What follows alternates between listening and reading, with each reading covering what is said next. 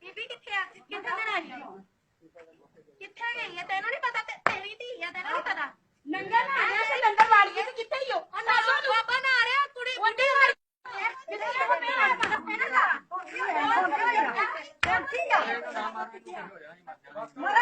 ਬਸ ਕਰੋ।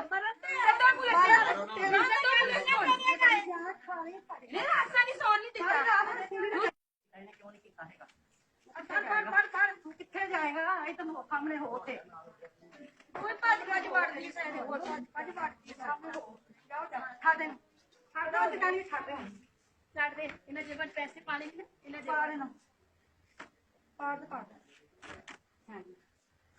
ये लोगों कपड़े उतार के दिखाता है सबको।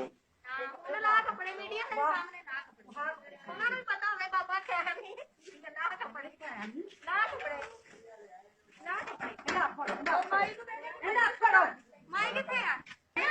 तू डरे बता दो तू डरे बता दो तू बता दो डरे तू डरे बता दो जो है कौन है बड़ा प्यारे पैसे ना पैसे की है तेरी कुंडली है कुंडली है तेरी उधर ते हाथ पा के सारे जेब खोलो पैसे ते दांगे तेरे दांग पैसे साडा दिखा दिखा जल्दी कर वहां।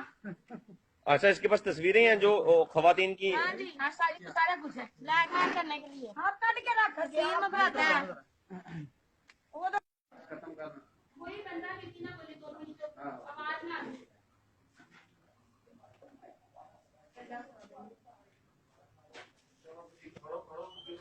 बाबा ने